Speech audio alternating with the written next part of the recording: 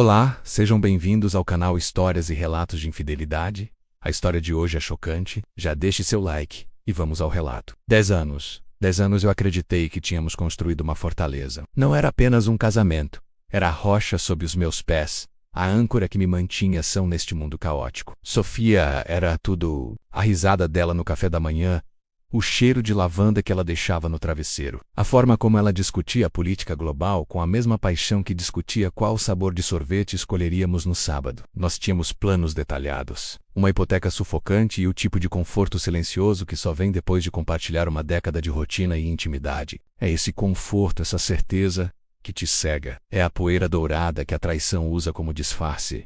Eu era um idiota ocupado demais. Nos últimos 2 anos, a Sofia tinha crescido exponencialmente na carreira. A promoção, um novo cargo de diretora de marketing significou mais viagens, jantares intermináveis com clientes e, claro, a convivência constante com o Dr. Thomas Sterling, o homem que ela chamava de o chefe e que eu, na minha ingenuidade patética, chamava de o cara que paga as contas. Eu me orgulhava dela. Eu afogava minha solidão crescente no meu próprio trabalho, dizendo a mim mesmo que era apenas a fase adulta, que casamentos se tornam assim, que o fogo se transforma em brasas e que brasas são mais duradouras. Nós paramos de conversar de verdade. As desculpas dela eram sempre profissionais, e eu as engolia porque eram polidas, bem articuladas, e vinham da mulher que eu amava mais do que a própria vida. A mudança começou sutilmente, como uma rachadura capilar no concreto. Ela começou a proteger o celular como se fosse um artefato de guerra. O perfume dela mudou. Não mais lavanda, mas algo mais caro, mais agressivo, algo que gritava sofisticação de escritório.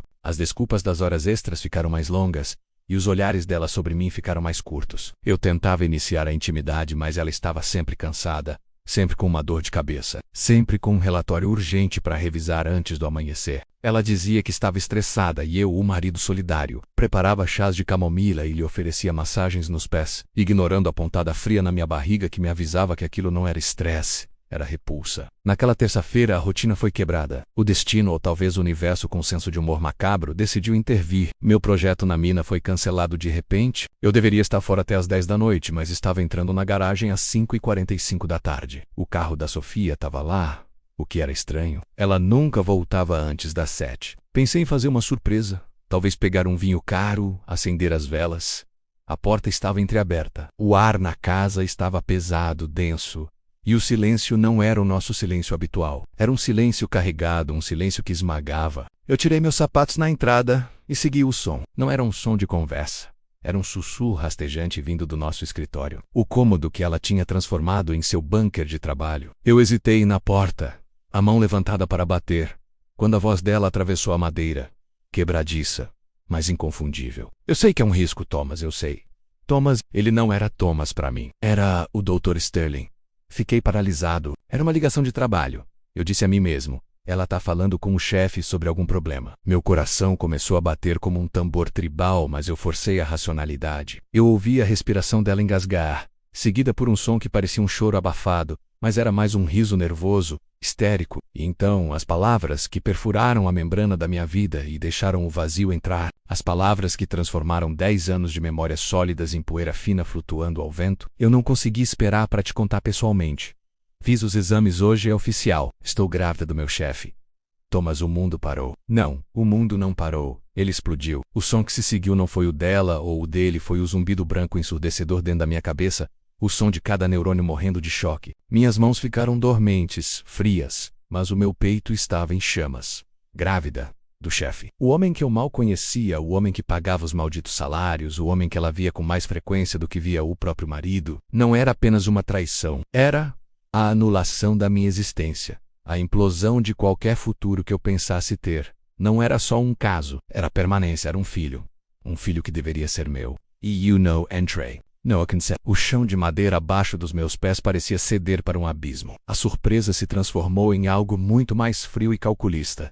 Minhas lágrimas não vieram imediatamente. Em vez disso, veio um gelo que se espalhou das minhas veias até a ponta dos meus dedos. Eu não era mais o marido bobo e traído. Naquele instante, ouvindo o sussurro dela celebrando essa nova vida que roubava a minha, eu me tornei outra coisa. Eu me tornei o arquiteto silencioso da vingança. Eles queriam consequências. Eles teriam um inferno de consequências. Aquele bebê, o símbolo da minha humilhação, seria o catalisador. Eu recuei lentamente, Cada passo uma promessa silenciosa de que eles iriam pagar por cada risada, por cada mentira, por cada noite que ela passou nos braços dele em vez de nos meus. Eu tinha que ser inteligente agora. Eu tinha que jogar o jogo dela, o jogo sujo e lento. Eles tinham acabado de cometer o maior erro de suas vidas, e eu estava prestes a garantir que eles sentissem o peso desse erro até o último fio de cabelo. Eu fechei a porta da frente atrás de mim, tão silenciosamente quanto a sombra que eu era agora. A peça tinha acabado de começar. Eu me arrastei de volta para o carro, o motor ainda quente, o ar-condicionado sussurrando inutilmente contra o calor da minha alma. Eu não podia simplesmente desaparecer. Eu não podia me tornar um fantasma ainda. A vingança, para ser servida fria, exigia paciência. E paciência exigia a máscara da normalidade. Eu dirigi sem rumo por 30 minutos, virando esquinas sem reconhecer a paisagem, observando o sol se pôr sobre a vida que eu acabava de perder. Eu estava me transformando. Eu era o homem que ela casou, mas por dentro, eu era o predador calculista que estava prestes a derrubar o castelo de cartas que ela e Thomas haviam construído sobre a minha confiança. Eu parei em um posto de gasolina aleatório, comprei uma garrafa de água e tentei estabilizar a respiração. Meu rosto no reflexo da vitrine era o de um estranho, pálido, com os olhos injetados não de choro, mas de uma concentração febril. Eu ensaiei meu retorno. Eu estava atrasado por causa de uma reunião de última hora com um cliente exigente. O tráfego estava terrível, estava exausto. A exaustão era a parte mais fácil de interpretar. Afinal, eu acabara de carregar o peso do meu Futuromo. Quando finalmente estacionei na garagem e o coração quase saltando pela boca, eu forcei um sorriso. Era a atuação mais importante da minha vida. Eu tinha que convencer a mulher que me traiu, a mulher que carregava o filho do meu rival, de que eu era o mesmo idiota de sempre. Eu entrei, desta vez fazendo algum barulho com as chaves, e a chamei. Querida, cheguei! O trânsito estava um inferno. Ela estava na sala de estar, sentada no sofá, folheando uma revista de decoração de interiores. A cena parecia tão normal, tão domesticada, mas o brilho em seus olhos, a maneira como ela moveu o braço para cobrir o telefone que estava discretamente jogado ao lado dela, me dizia tudo. Ela estava intoxicada pela mentira, pela emoção da sua nova vida. E ela estava esperando, ansiosa para ver se eu suspeitava de algo, testando as águas. Pensei que você não viria mais, ela disse. E a voz dela era doce, talvez um pouco tensa demais. Mas ela sempre foi uma atriz convincente. Ela se levantou e veio até mim, e o pânico real me atingiu. Ela estava prestes a me beijar. O quiro dela, o perfume que eu amava, agora me dava náuseas. Era o cheiro da traição. E eu me incline, aceitando o beijo superficial, e senti o peso da farsa esmagador. Eu mal consegui segurar o impulso de empurrá-la para longe, de gritar sobre o bebê Sabra Sterling, sobre o futuro roubado. Mas o gelo em minhas veias me salvou. Estou morto de fome. O que temos para o jantar? Perguntei, minha voz soando surpreendentemente normal, até monótona. Pedi pizza. Sua favorita, pepperoni e azeitonas pretas, ela respondeu, voltando para o sofá. Eu a observei enquanto tirava o casaco. Aquela revista de decoração. Ela nunca lia aquelas revistas. Eu me aproximei casualmente, fingindo esticar as costas, e meus olhos pousaram nas páginas abertas. Eram plantas de casas. Não as casas suburbanas que tínhamos, mas esboços de apartamentos de luxo no centro, perto do distrito financeiro, perto de onde Thomas Sterling tinha seu escritório de alto nível. E havia anotações à margem, feitas com a caligrafia dela, círculos em torno de cozinhas de chefe e berçários. O mundo girou um pouco mais rápido. Eles não estavam apenas tendo um caso. Eles estavam planejando uma vida que exigia um berçário longe de mim. Olhando para algumas mudanças, eu perguntei, sorrindo de forma muito aberta. Ela estremeceu, pegou a revista e a fechou apressadamente, jogando-a na mesa de centro. Não, bobo. Só estava matando o tempo. Uma colega de trabalho está se mudando. Ela me pediu ajuda. A colega de trabalho Thomas Sterling. Claro, eu disse, permitindo que a minha voz carregasse a quantidade certa de indiferença conjugal. Bem, me avise quando estiver pronto para comer. Vou tomar um banho rápido. Estou imundo. Enquanto a água quente caía sobre mim no chuveiro, eu permiti que a máscara caísse, apenas por alguns minutos preciosos. Eu esmaguei meus punhos contra o azulejo frio. A gravidez não era a cereja do bolo. Era a fundação de um novo edifício que eles ergueriam sobre os escombros da minha vida. Eles estavam planejando a fuga, a nova casa, o novo começo. E Thomas, o magnata imobiliário e chefe dela, sem dúvida estava financiando a coisa toda. Eu percebi a urgência. Eu não tinha tempo para um longo e lento divórcio litigioso. Eu precisava de provas. E precisava delas agora, antes que ela pudesse empacotar e sumir na vida de luxo que ele estava oferecendo. O bebê acelerou o cronômetro da minha destruição. mas também me deu uma alavanca. Eu saí do banheiro, vesti um roupão e desci.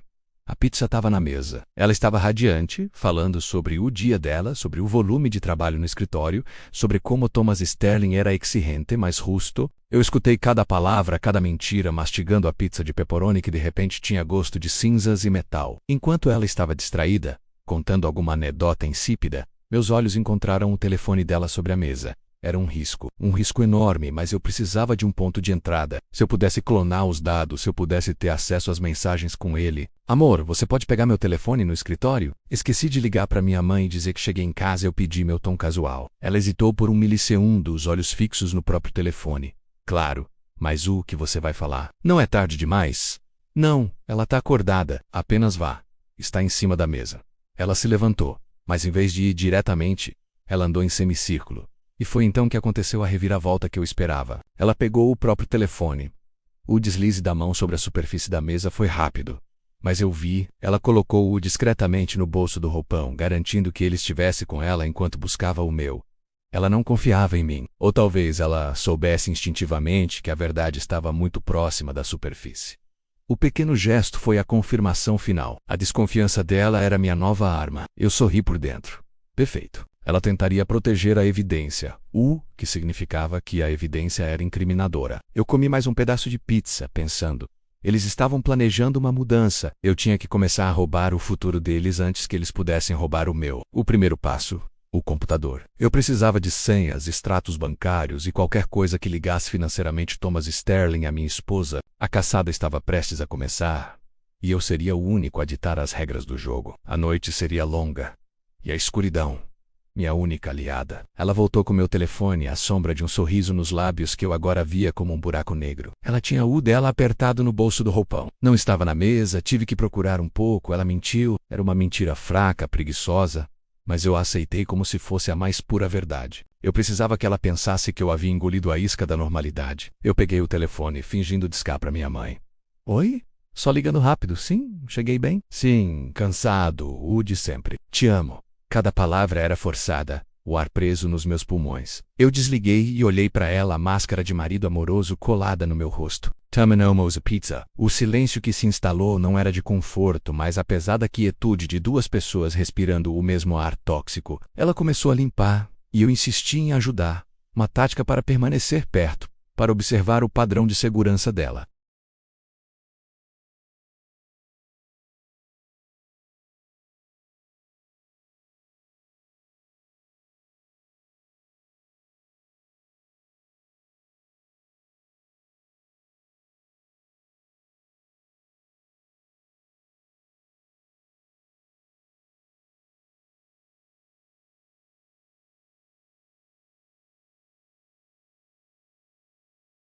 Quarto de hóspedes, onde o computador estava tecnicamente instalado, mas sim para o pequeno escritório que ela usava para trabalhar em casa. Ira ou o covel dela. O repositório das provas. O laptop estava na mesa, fechado. Eu respirei fundo. O cheiro residual de seu perfume caro e do medo dela pairando no ar. O cheiro de tração e o abriatila. A tela de login me encarou, exigindo a senha que eu não tinha. Eu tentei a minha data de aniversário. Errado. A data do nosso casamento. Errado. A data do nosso primeiro beijo, ridículo. Eu precisava de algo que fosse importante para ela, agora, ou algo que ela usasse para zombar da nossa vida passada. Eu olhei ao redor, procurando por um bilhete, um post-it, qualquer coisa, nada. Então lembrei de Fido, nosso Golden Retriever, que tivemos que sacrificar há 2 anos por causa do câncer. Foi devastador para nós dois. Ela chorou por semanas. Eu digitei Fido Forever 2020. Atila pisco, acesso concedido. Eu senti uma náusea tão intensa que precisei me apoiar na mesa. Ela usou a memória mais dolorosa e sagrada do nosso luto compartilhado como a chave para a vida secreta que ela construía com outro homem. Era um nível de crueldade que transcendia a simples infidelidade. O desktop estava organizado, pastas. Eu ignorei as pastas de trabalho e procurei o que era estranho, o que não pertencia. Havia uma pasta chamada Documentos Fiscais 2024. Eu cliquei.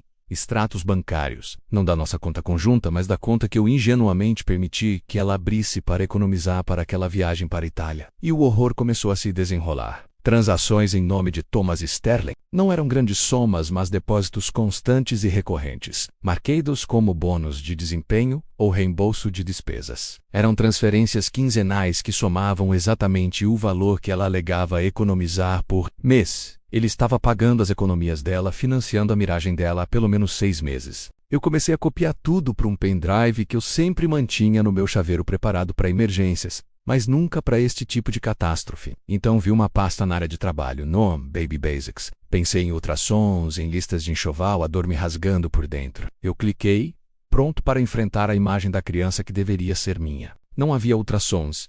Havia arquivos PDF criptografados. Eu usei o mesmo código FidoForever 2020 e a pasta se abriu. Não eram fraldas ou chupetas, eram plantas arquitetônicas. Renderizações 3D. Documentos de hipoteca pré-aprovada. O nome do arquivo: Projeto Green Acres, Financiamento TS. Era uma casa grande, moderna na costa, a cerca de 2 horas da cidade. 4 quartos, piscina infinita e uma suíte master com vista para o oceano. O nome no contrato preliminar de compra era o dela, mas o pagamento inicial, 80% do valor total, estava sendo feito por uma holding registrada em Delaware, que eu reconheci imediatamente. TS Properties, Thomas Sterling. Eles não estavam apenas se preparando para ter um bebê, eles estavam construindo uma vida inteira, um ninho de luxo, projetado meticulosamente enquanto eu estava sentado em casa, pagando as contas e esperando por um beijo na testa. Eu senti o suor frio escorrendo pela minha nuca. A água do chuveiro parou.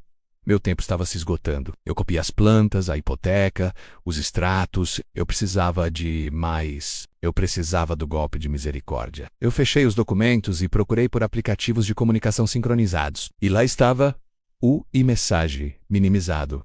Uma nova conversa não lida. Era de Thomas. Eu cliquei e o texto me cegou, não pela intensidade da luz, mas pela intensidade da intimidade casual e cruel. Thomas, os móveis chegam sexta. Teremos a entrega de cama na nova casa antes do que imaginamos. Você consegue folga para supervisionar? Ela respondeu apenas 5 minutos antes de eu descer para a pizza. Ela: perfeito, meu marido mal pode esperar para me ver exausta do trabalho. Ele é tão previsível. Mas sim, estarei lá. Não posso esperar para ver a suíte master que você projetou para nós 3. Os 3. Eu, o imbecil, que estava fora da equação, e eles, a nova família. Ele a comprou. E ela, minha esposa, me vendeu pelo preço de uma casa na praia e um bebê que nunca seria meu. Eu fechei o e-message, fechei a pasta, fechei o laptop, certificando-me de que não havia mudado um único pixel na tela. Ouvir o som da porta do banheiro se abrindo foi o meu sinal de alarme. Eu deslizei o pendrive para o meu chaveiro, respirei fundo, saí do escritório e fechei a porta silenciosamente.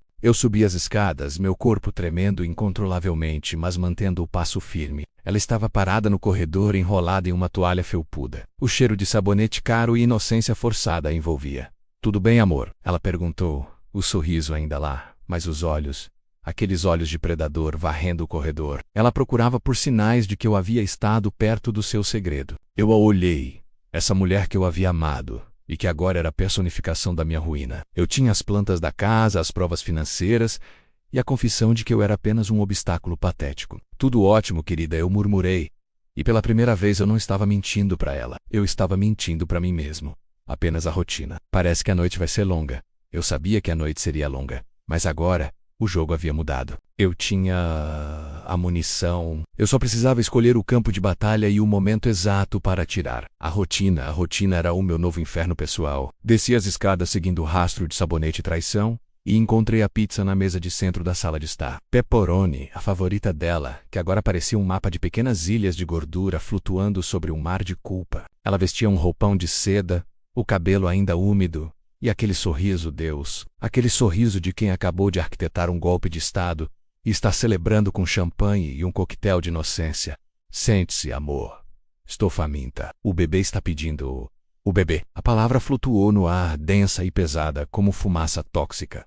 Ele pedia o patrimônio que eu construí, pedia o sobrenome que eu carregava, pedia o futuro que eu sonhei. Um parasita de luxo crescendo no ventre da mulher que eu prometia amar até que a morte nos separasse, mas que o dinheiro havia separado primeiro. Eu me sentei na ponta do sofá, observando-a.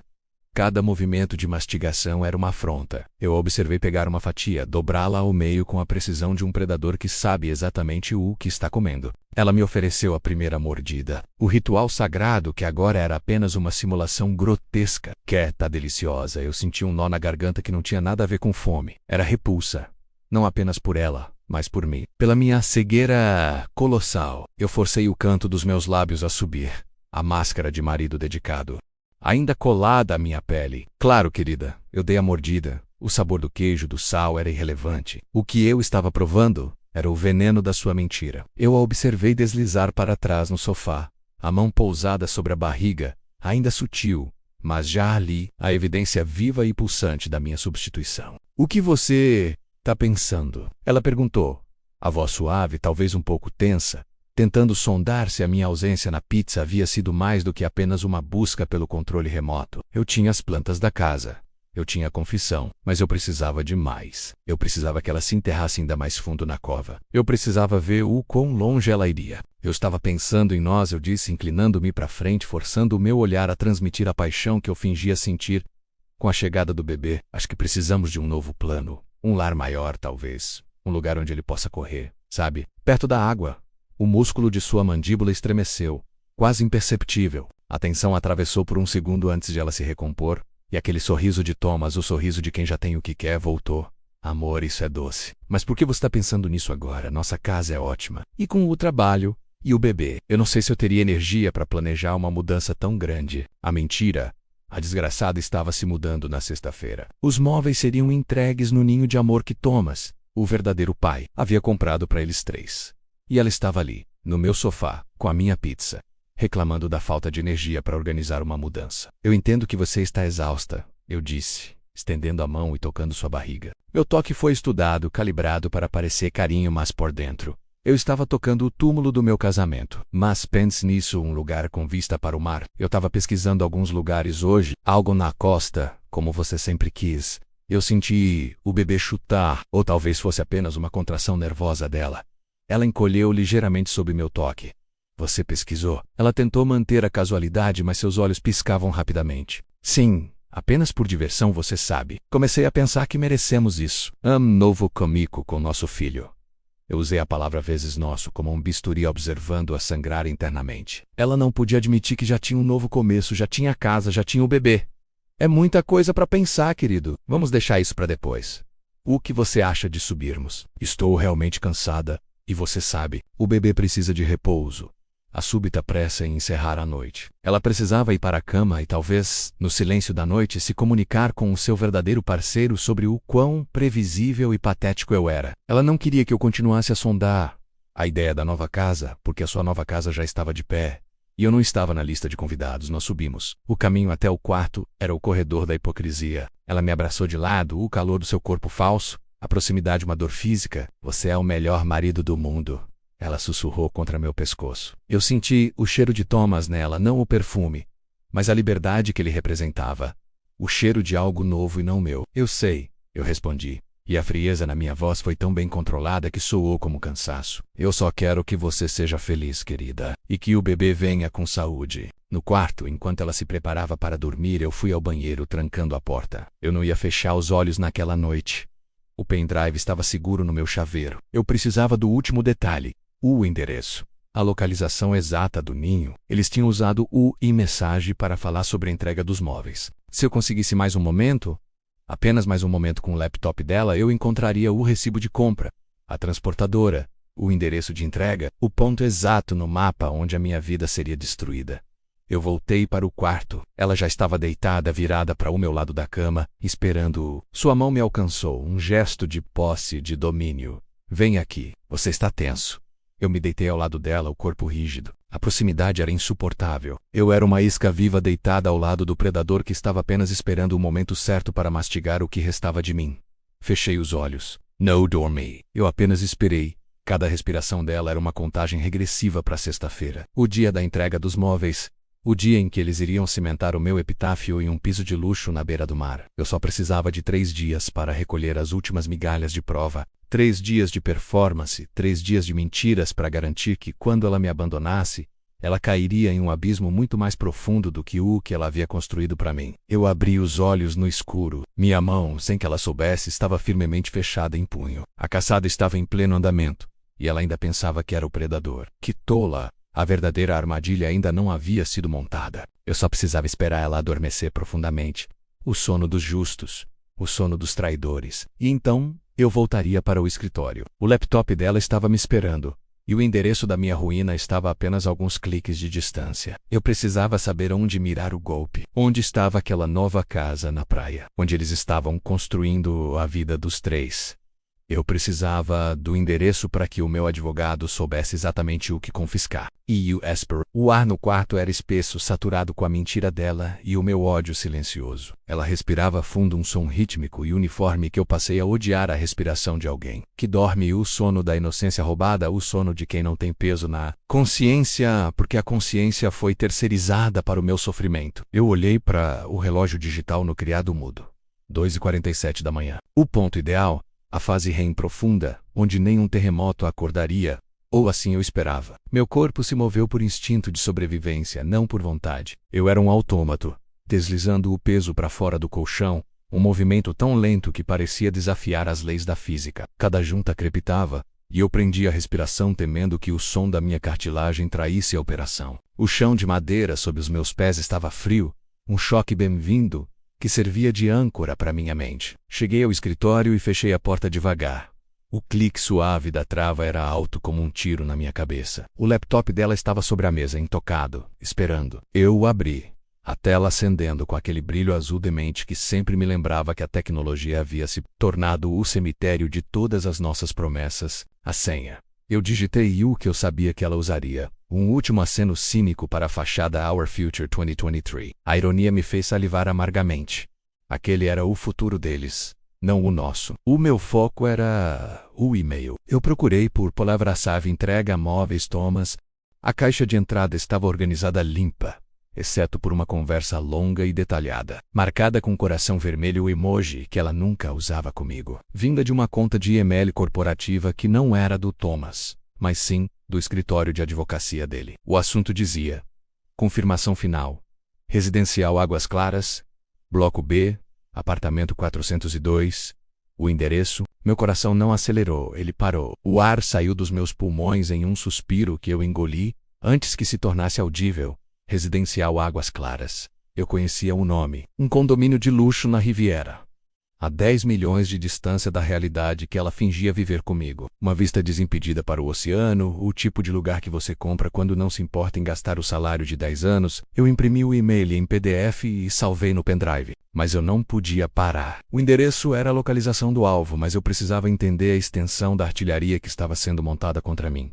Eu fui até a lixeira do desktop. Ela tinha esvaziado a maioria dos arquivos comprometedores, mas eu encontrei uma pasta de rascunhos. Eu a abri, e o meu mundo rachou mais uma vez. A pasta se chamava Protocolos e continha 3 documentos. O primeiro era uma planta baixa, revisada, mostrando como eles iriam derrubar a parede do quarto principal para criar um berçário maior. O futuro deles, detalhado em metros quadrados e em uma paleta de cores neutras que eu sabia que ela e Thomas haviam escolhido juntos. O segundo documento era uma minuta de contrato de compra e venda. Não era apenas uma casa, era uma sociedade limitada que ele havia criado para adquirir o imóvel, blindando-o de qualquer futura complicação legal. O nome dela estava lá, sim, mas como acionista minoritária e dependente. O terceiro, e este foi o golpe final, o que me fez entender a frieza e o cálculo de Thomas. Era um acordo de convivência PS Union, um tipo de prenupcial disfarçado. Ele havia feito minha esposa assinar um documento que garantia que, em caso de separação, ela teria direito a uma pensão fixa pelo tempo em que estivessem juntos e que o filho, enquanto fosse dependente, teria apoio financeiro, mas que Thomas manteria 100% dos ativos adquiridos antes e durante o período de união. Thomas não estava apaixonado. Ele estava no controle. Ele estava planejando não apenas roubar a minha vida, mas garantir que a minha esposa fosse permanentemente sua. Economicamente dependent. Uma amante de luxo com data de validade em caso de inconveniência. Ele havia transformado a traição em um negócio. E ela, minha tola, havia assinado o contrato pensando que era amor. A revelação me atingiu como um choque elétrico. Eu não era a única vítima. Ela também estava sendo usada, embora o preço que ela pagava fosse a destruição da nossa família. Eu tirei fotos dos documentos com o meu celular garantindo metadados e carimbos de data e hora. Copiei os arquivos para o pendrive. Meu advogado teria um dia de campo. O golpe de misericórdia agora não seria apenas a dor da exposição, mas a total e absoluta falência da fé dela no amor. Quando eu acabasse, ela teria perdido o marido, o bebê através da exposição, e o amante, que a deixaria cair sem o menor remorso assim que o meu processo começasse a ameaçar o seu patrimônio. Eu apaguei o histórico de navegação, fechei a sessão e voltei para o quarto. Deitei-me ao lado dela novamente, o corpo agora fervendo, não de ódio, mas de uma determinação fria e venenosa. Eu podia sentir o endereço do apartamento, bloco B, 402 menos gravado nas minhas pálpebras fechadas. Ela se mexeu, o braço dela roçando o meu. Você demorou, ela murmurou, a voz pastosa de sono sem abrir os olhos. Onde você estava? Meu coração quase parou. Ela estava acordada? Eu não conseguia dormir, querida. Eu sussurrei, a voz perfeita, cheia de falsa melancolia. Fui tomar um copo d'água e ver o e-mail de trabalho. Sabe como é? A cabeça não desliga. Ela se aninhou em mim, buscando conforto. Não se preocupe, meu amor. Sexta-feira estaremos de férias. Você precisa descansar. Pense em nós, em tudo o que temos. Tudo o que eles tinham. Eu a abracei, sentindo o peso do bebê ilegítimo contra minha barriga. Eu já sabia onde seria o golpe. A próxima fase não era coletar provas, era armar a emboscada. Eu tinha 3 dias para me preparar para o confronto que faria o inferno parecer uma tarde de chá. 3 dias de performance impecável. O relógio estava correndo e a sexta-feira seria o meu dia de entrega. A entrega da sentença. Os 3 dias que se seguiram foram a performance mais exaustiva e perigosa da minha vida. Eu dormia ao lado do meu inimigo, compartilhava o café da manhã com a mulher que havia vendido nossa vida por uma promessa vazia de riqueza e um sêmen alheio. Cada eu te amo que saía da minha boca era uma nota falsa, um veneno cuidadosamente destilado. Na manhã de quarta-feira, ela começou a sentir náuseas matinais, o sintoma clássico que em outros tempos teria me enchido de alegria. Agora era o som da corda se apertando no pescoço dela. Querido, ela disse, lavando a boca no banheiro, a voz fraca. Parece que a gravidez está realmente começando a me afetar.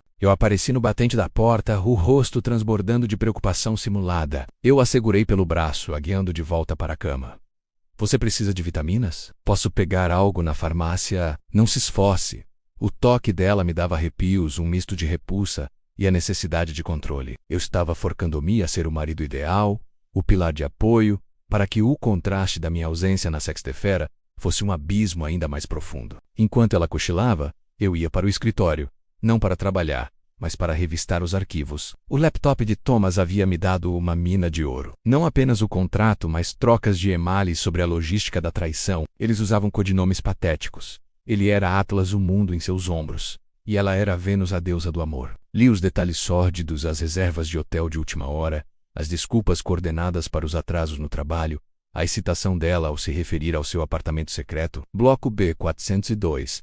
A mais dolorosa das revelações veio em uma pasta de documentos fiscais. Thomas estava em processo de divórcio da esposa dele, Helena, há 6 meses. Mas o processo estava estagnado devido a uma disputa de bens maciça. Ele já era casado? Minha esposa não seria a primeira-dama. Ela seria a amante oficializada por contrato, a segunda esposa, mas apenas quando a primeira lhe custasse um valor aceitável. A frieza com que ele geria sua vida amorosa como uma série de aquisições de risco era impressionante. Ele era um tubarão, e minha esposa um pequeno peixe cego. Eu liguei para meu advogado, Marcos, naquela mesma tarde, sob o pretexto de um assunto urgente de investimento, falando baixo no chuveiro para abafar o som. Marcos, minha voz era um sussurro tenso.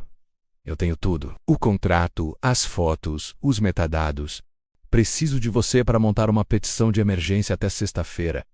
Quero Congler 75% dos bens de Thomas. O objetivo é causar pânico não apenas nele, mas no conselho de administração da empresa. Marcos, sempre profissional, não perguntou como eu havia conseguido a prova. É material para divórcio, com certeza. Mas congelar ativos corporativos em uma petição de emergência, isso é pesado. Eu sei, eu disse, fechando os olhos. É o preço da lição.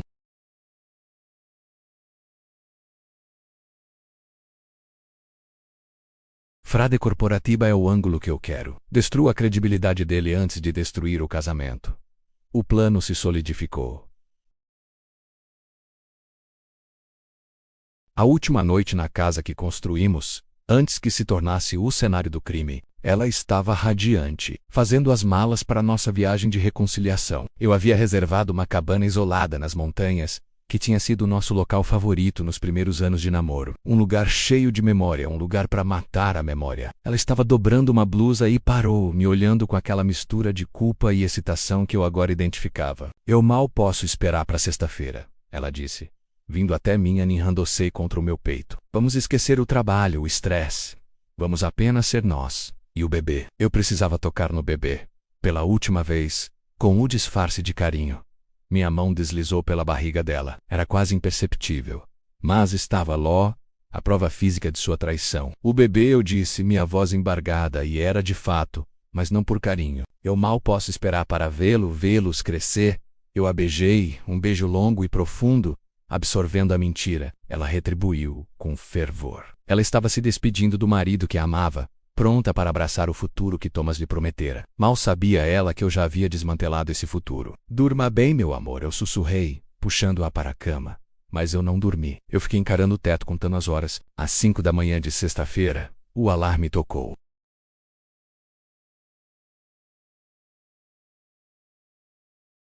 O destino que eu havia informado a ela era a cabana, nas montanhas. O destino que eu havia informado ao meu advogado e aos meus contatos era totalmente diferente. Tudo pronto? Eu perguntei, sorrindo, quando ela entrou no carro. Prontíssimo, ela respondeu, beijando minha bochecha. Eu dirigi na direção oposta das montanhas. Ela percebeu depois de uns 20 minutos. Amor, para onde estamos indo? A estrada para a cabana é na outra direção.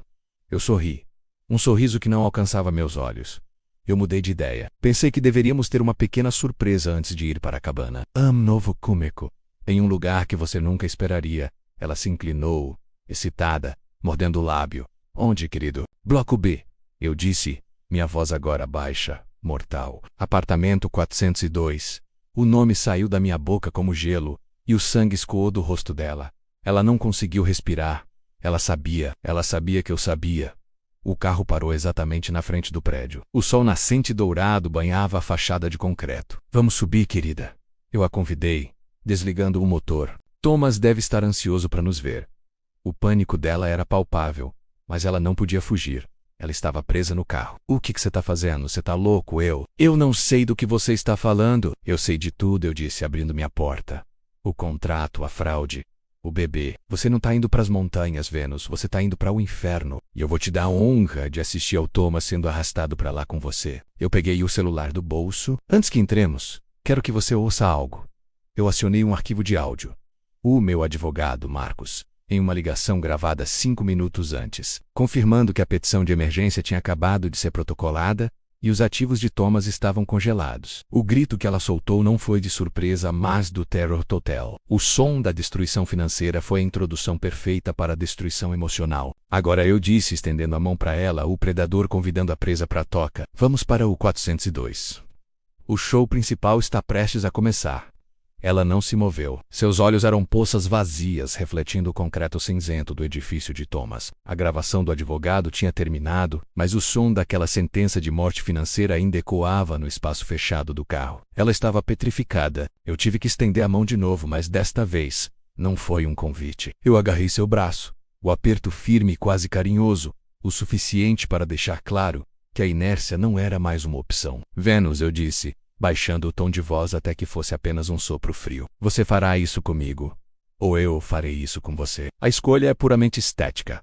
O medo a fez se mexer. O corpo dela parecia ter sido desligado e religado em modo de choque, os movimentos rígidos, robóticos. Ela saiu do carro cambaleando levemente e eu a segurei pela cintura, guiando-a pela calçada. Uma cena perfeita de um casal apaixonado saindo para um brunch de fim de semana. A ironia era um ácido doce na minha língua. Eu a forcei a manter a pose, a maldita fachada que havíamos sustentado por tanto tempo. O lobby era silencioso e tinha aquele cheiro genérico de desinfetante barato. Havia um porteiro lendo um jornal de esportes. Quando passamos, Vênus estremeceu e tentou se encolher. Mas meu braço estava firmemente posicionado, impedindo qualquer tentativa de fuga ou de desmoronamento público. Bom dia, eu disse ao porteiro, meu sorriso largo e completamente falso. Vamos ver nosso amigo Thomas no 402. O porteiro acenou, nem sequer erguendo os olhos. A subida era lenta. Cada andar era uma contagem regressiva para a aniquilação. Eu podia sentir o cheiro do medo dela, algo metálico e suado. Ela estava tremendo tanto que o barulho das chaves no meu bolso parecia amplificado. Eu a virei para mim e a segurei pelos ombros, olhando fundo nos seus olhos arregalados.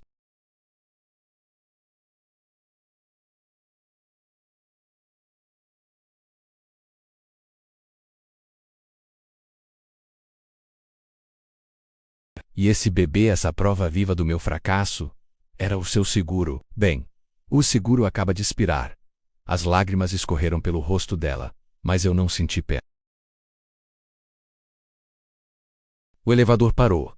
Quarto andar. O corredor era comprido e silencioso. O carpete amortecia nossos passos, tornando a nossa aproximação à porta 402 ainda mais sinistra. O sol da manhã entrava pela janela do final do corredor, criando uma auréola cruel em torno da porta de Thomas. Chegamos, eu não bati, eu tinha as chaves. Claro que eu tinha as chaves. Meses atrás, quando eu comecei a monitorar suas mensagens codificadas, eu também paguei um pequeno favor a um cara que pode ter acesso a qualquer coisa, desde um e-mail até um cilindro de fechadura. O plano de Thomas era usá-lo como um esconderijo temporário até que pudessem consolidar o golpe e se mudar para aquela mansão em Malibu que ela tinha me mostrado em uma revista. O som do metal girando na fechadura foi alto demais no silêncio da manhã. Venus soltou um som estrangulado, sabendo que a barreira final de sua privacidade estava sendo rompida. Empurrei a porta, entrando primeiro. O apartamento era pequeno, mas caro, com uma vista deslumbrante da cidade. O cheiro de café fresco e a leve fragrância cítrica de algum aftershave caro pairavam no ar.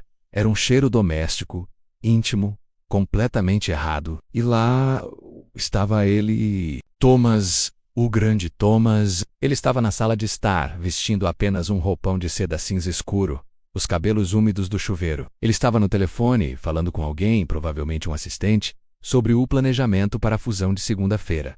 Sua voz era confiante, pomposa. Ele era o rei do seu pequeno castelo de mentiras. Ele virou o corpo ao ouvir a porta se abrir. O sorriso profissional, aquele sorriso de predador que ele usava em reuniões de negócios, estava nos seus lábios. E então ele me viu. Não, pior. Ele viu Venus parada atrás de mim, o rosto escorrendo lágrimas, parecendo a imagem da desgraça. O sorriso congelou, quebrando-se em 1000 pedaços de pânico. A mandíbula dele despencou. Que é essa? Ele sussurrou no telefone, sem desligar. Eu entrei na sala, puxando Venus pelo braço e a soltando abruptamente no meio do tapete felpudo.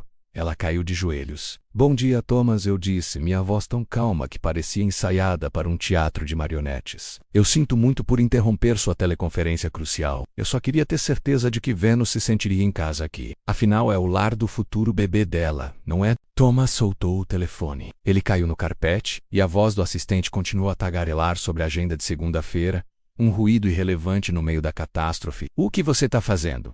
Como você entrou aqui? Thomas tentou se recompor, a pose de poder voltando apesar do roupão. Ele apertou o cinto de seda na cintura. Saia daqui agora ou eu chamo a segurança. Eu ri. Não um riso feliz. Um som áspero, seco. Chamar a segurança. Thomas, você realmente não entendeu o tamanho do problema. Você não me expulsará. Eu acabei de te dar as boas-vindas ao meu mundo de dor. Um mundo que você ajudou a construir. Eu dei um passo em sua direção. Ele recuou. O poderoso Thomas, recuando de um homem de pijama. Você acha que eu só descobri sobre a pequena suíte que você montou para minha esposa? Não, Thomas. Eu descobri sobre o esquema, a fraude corporativa, as movimentações de fundos que você estava escondendo debaixo do nariz do conselho, planejando usar o nome de Venus para lavar seu pequeno pote de ouro e fugir. Thomas empalideceu ainda mais, se é que era possível. A menção de termos financeiros que só a alta gerência e seus advogados de confiança saberiam o atingiu mais do que a menção do caso. O dinheiro era o seu verdadeiro amor. Venus no chão levantou a cabeça.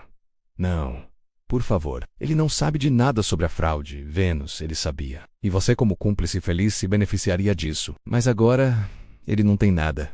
Eu sorri para Thomas. O sorriso do carrasco que acabou de afiar o machado. Eu te dei a cortesia de ouvir o primeiro golpe no carro. Mas eu quero ver a sua reação de perto, Thomas. Diga adeus a todos os seus ativos, contas offshore e imóveis. O mandado de congelamento já está ativo. Você está tecnicamente falido, e em poucas horas haverá um mandado de prisão com o seu nome. Fraude corporativa e, potencialmente, acobertamento de bens. Sabe quem ajudou o Marcos a encontrar a trilha? Sua própria esposa. Sem saber, claro. Ela me deu todas as senhas que eu precisava para rastrear o rastro de migalhas que você deixou. O roupão de seda parecia ridículo em seu corpo agora. Sua respiração ficou superficial, rápida. Você está mentindo. É um blefe, ele gaguejou. Eu peguei meu celular e acenei. Não é um blefe. Eu posso ligar para o meu advogado, ou melhor, ligar para a polícia agora mesmo e eles confirmam. Ou você pode olhar para o rosto da mulher que prometeu lealdade eterna a você e perceber que seu futuro acabou. Você não tem mais controle. E agora eu disse, pegando a mala que estava no chão e jogando-a perto de Vênus. Vênus precisa das coisas dela. Ela não vai para as montanhas. Ela vai ficar aqui com você presa no inferno que você construiu. Eu só vim para garantir que a porta estivesse bem fechada. A próxima cena seria o terror de Thomas e a histeria de Vênus. E eu estava pronto para assistir a cada segundo. Eu era o diretor da minha própria peça de vingança. Eu ainda tinha o resto do dia para a tortura final e o Now Me Movie. Eu era a estátua da retribuição fria e polida. Thomas ainda estava lá, na beira do colapso, o suor brilhando em sua testa. Ele não estava vendo um homem, ele estava vendo a ruína personificada. Você não pode fazer isso, Thomas conseguiu dizer, a voz rouca, quase um sussurro de um homem afogado. Eu sou Thomas Albright. Eu controlo esta cidade. Você controlava. Agora você é apenas Thomas. Eu o corrigi. A voz calma, mas com a precisão de um bisturi. E sobre seu controle. Eu passei os últimos 2 meses desmantelando sua vida peça por peça. Cada ligação, cada reunião, cada momento que você roubou de mim, eu transformei em uma prova irrefutável contra você. Você estava tão focado em me roubar minha esposa, meu futuro, que não viu o tsunami que eu estava construindo no seu horizonte financeiro. Você achou que estava lidando com um idiota traído. Você estava lidando com um homem que não tinha mais nada a perder. Eu levantei o celular. A tela mostrava uma mensagem de Marcos, meu advogado. A primeira viatura está a caminho, patrão. Eles estão validando o mandado. O helicóptero não vai te ajudar a fugir, Thomas. Todas as rotas de fuga foram fechadas. O sangue sumiu do rosto de Thomas. Sua arrogância desmoronou, substituída por um terror animal. Ele olhou para o elevador, para a porta de vidro que dava para a sacada sem saída. Ele estava encurralado na sua própria jaula dourada. Vênus começou a gritar. Uma nota aguda e horrível que ricocheteou nas paredes de mármore. Ela engatinhou até a mala que eu joguei. Você é um monstro! Você tá fazendo isso porque não podia me dar o que ele podia? Você tá nos destruindo por ciúmes mesquinhos! Ela agarrou a borda da mala, as unhas raspando o couro. O bebê, seu desgraçado. Você está tirando o futuro do seu próprio sobrinho. Eu ri. Não um riso de alegria, mas um som seco. O som de vidro quebrando. O bebê, eu disse, baixando o olhar para ela. A raiva em mim era tão espessa que eu podia quase mastigá-la. O motivo de toda essa ópera. Você realmente acha que eu não planejei este momento, Vênus? Você acha que eu só ouvi sua confissão no banco da frente do carro e agi por impulso? Eu caminhei até a mesa de café de vidro, apanhei a chave de plástico do meu próprio apartamento, aquela que ela esqueceu de me devolver. Girei-a entre meus dedos. Eu sabia, Vênus, eu sabia que você estava grávida muito antes de você contar a Thomas. Eu sei a data exata da concepção. E eu sei a verdade mais cruel, aquela que vai roer a alma dele por dentro. Thomas, que havia se encolhido em um canto, levantou a cabeça. Do que ele está falando? Ele sibilou para Vênus. Vênus evitou meu olhar. Ela sabia. O medo a fez tremer. Eu dei um passo para frente, garantindo que o holofote estivesse em mim. Este era o ato final, o golpe que faria o castelo de Thomas ruir completamente. O teste, Vênus. Você se lembra do último teste de fertilidade que fizemos antes de você começar a me trair? O resultado chegou, e ele não foi bom. Eu sou estéril. Não completamente, mas as chances são quase nulas, microscópicas. Eu sei que meu corpo não consegue sustentar uma gravidez. Um silêncio cavernoso preencheu a sala. O grito de Vênus parou abruptamente. Thomas me encarou, e então encarou o ventre de Vênus.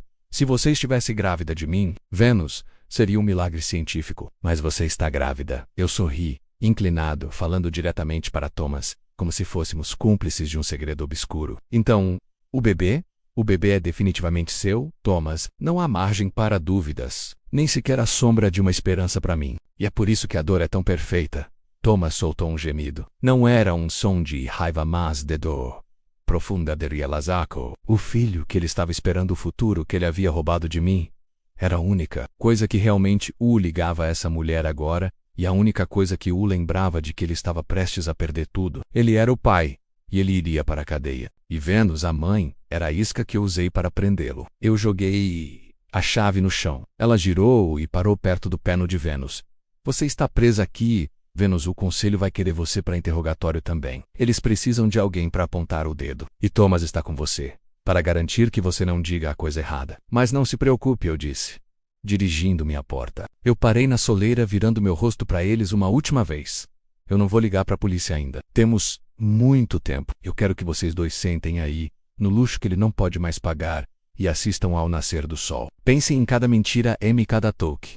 E percebam que eu sou o único que vai ver o nascer do sol de amanhã, como um homem livre. E quando eu voltar, Thomas, eu fiz uma pausa, a mão no trinco, nós vamos discutir como será o futuro de Vênus no divórcio. E eu vou ter o prazer de dizer a ela que eu não me importo se o bebê é seu. Eu só me importo que o nome da criança não seja o meu.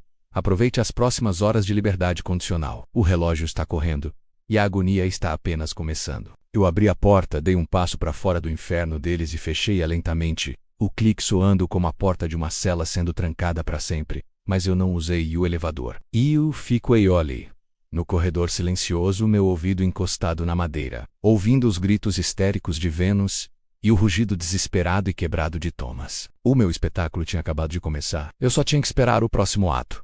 E tinha que ser perfeito. Eu ainda tinha a tortura final para servir no almoço.